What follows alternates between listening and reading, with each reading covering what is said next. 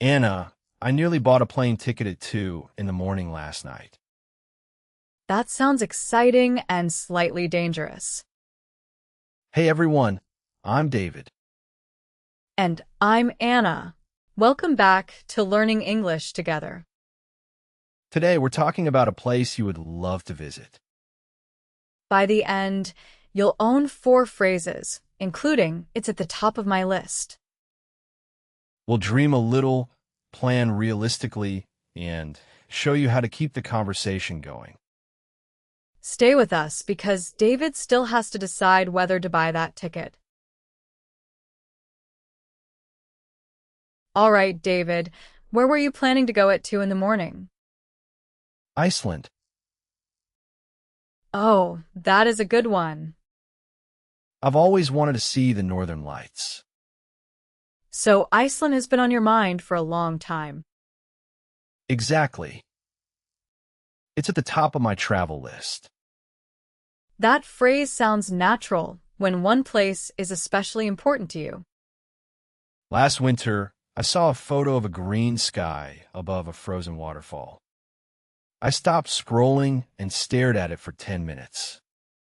Then I started checking flights before remembering I had work on Monday. That last detail is usually where dreams meet real life.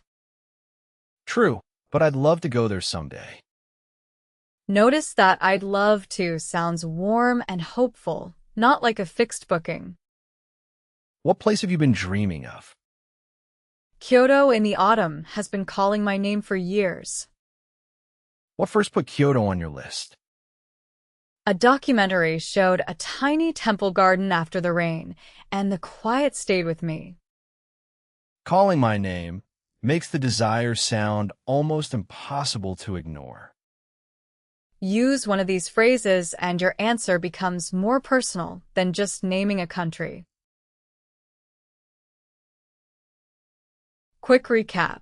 Here are 5 phrases for naming a dream destination. First, "I've always wanted to" means this has been your wish for a long time. For example, I've always wanted to see the Northern Lights. Repeat after me. I've always wanted to. I've always wanted to. Next, "at the top of my list" means it is one of your highest priorities. For example, Iceland is at the top of my travel list. Repeat after me. At the top of my list. At the top of my list. If a place feels impossible to ignore, what can you say? It has been calling my name. Repeat after me. Calling my name. Calling my name. "I'd love to go there someday" expresses a hopeful future wish. For example, I'd love to visit Kyoto someday. Repeat after me. I'd love to go there someday. I'd love to go there someday. Finally, a dream destination is a place you deeply hope to visit. For example, Iceland is my dream destination. Repeat after me. Dream destination. Dream destination. Naming the place is easy, but people usually ask why. Right, so what draws you to Iceland? The landscapes are the biggest reason. Be more specific. I want to walk behind a waterfall and see those huge black sand beaches. Now I can picture it. The scenery looks breathtaking. Breathtaking means so beautiful that it almost stops your breath. I also like that Iceland feels wild and peaceful at the same time. Funny story, my cousin visited during a storm and saw almost nothing for 3 days. On the 4th morning, the clouds cleared and the whole valley turned gold. She said that 1 hour made the difficult weather worth it. That is exactly the kind of experience I'm after. You can also say, I'm drawn to the sense of adventure.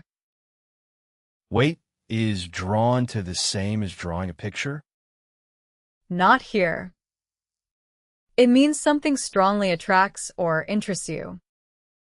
So I'm drawn to Iceland because the landscape feels unlike anywhere else.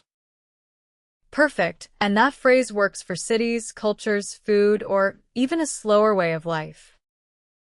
So a strong answer combines a place, a clear reason, and one image people can remember.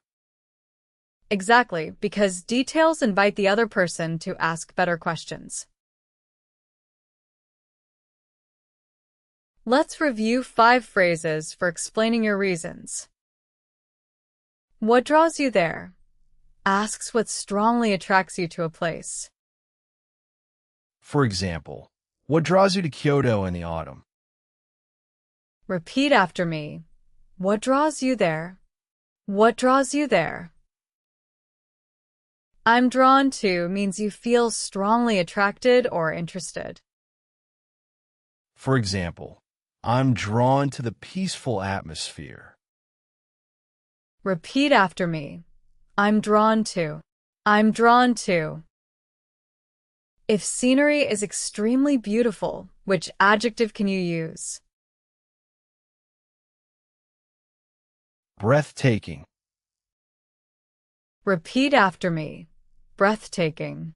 Breathtaking. The kind of experience I'm after means the experience you really want. For example, a quiet mountain sunrise is the kind of experience I'm after. Repeat after me. The experience I'm after. The experience I'm after. Unlike anywhere else means truly distinctive or unique. For example, the landscape feels unlike anywhere else. Repeat after me. Unlike anywhere else. Unlike anywhere else.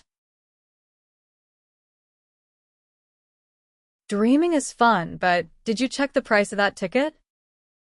I did, and my bank account immediately became very quiet. Oof, that is awkward. Iceland is expensive, so I need to save up for the trip. Start by setting aside a little money every month. I could also travel during the shoulder season. Good idea. That means going just before or after the busiest travel period. Flights may be cheaper, and the famous places may be less crowded. Are your dates flexible? They can be. I'm willing to move the trip by a week if it saves enough money. My friend used that strategy for Portugal last year. She tracked fares for 6 weeks and left on a Tuesday instead of Saturday. The change covered 3 nights at her hotel. Smart move. Decide what is worth the splurge and where you can cut back. I'd splurge on a Northern Lights tour, but cook some meals myself. That turns a vague wish into a realistic plan you can actually follow. I could write the target amount on my calendar and check my progress every month. Small visible milestones make a distant trip feel much closer. Here are 5 planning phrases worth keeping. Save up for means gradually collect money for a future purchase or trip. For example, I'm saving up for a trip to Iceland. Repeat after me. Save up for. Save up for. Set aside means reserve money or time for a specific purpose. For example, I set aside $50 every month. Repeat after me. Set aside. Set aside. What do you call the quieter period beside the busiest travel season? The shoulder season. Repeat after me. Shoulder season. Shoulder season. My dates are flexible means you can change your travel days. For example, my dates are flexible, so I can choose the cheapest flight. Repeat after me. My dates are flexible. My dates are flexible. Worth the splurge describes something special that deserves extra money. For example, that guided tour is worth the splurge. Repeat after me. Worth the splurge. Worth the splurge. Let's say I finally arrive. Close your eyes and picture yourself there. I'm standing beside a quiet lagoon under a huge gray sky. What would you do first? I put my phone away and take it all in. That means quietly noticing and enjoying the whole experience. Then I'd probably take 200 photos. So the peaceful phone-free moment lasted 8 seconds. That sounds accurate. Who would you want to share the experience with?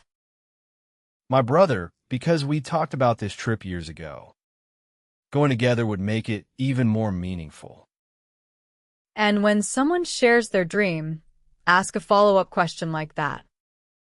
It shows you're interested instead of waiting to talk about yourself. Exactly, and a good travel conversation is really a conversation about hopes. You can also ask what food they would try or what memory they hope to bring home. Those questions help someone move from facts into a story. I think I'm ready to turn this dream into reality, but not at 2 in the morning. Our final 5 phrases help people imagine and share the experience. Picture yourself means imagine yourself in a future scene. For example, picture yourself walking through Kyoto in the autumn. Repeat after me. Picture yourself. Picture yourself. Take it all in means pause and fully experience what is around you. For example, I put my camera down and took it all in. Repeat after me. Take it all in. Take it all in. If an experience matters more because you share it, what can you say? It would make it even more meaningful. Repeat after me. Even more meaningful. Even more meaningful. A follow-up question asks for more detail about what someone just said.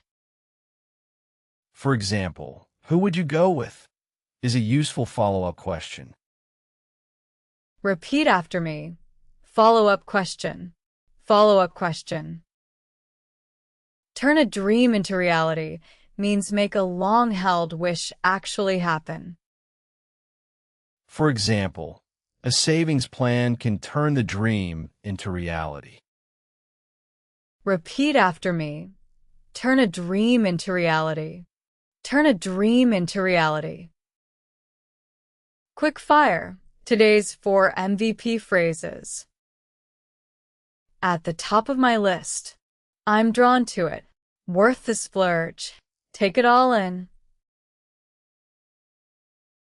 Pick one phrase. It's at the top of my list, and use it to share your dream destination today. I'll book responsibly. In next episode, we'll learn how to describe a memorable trip you have already taken. See you then.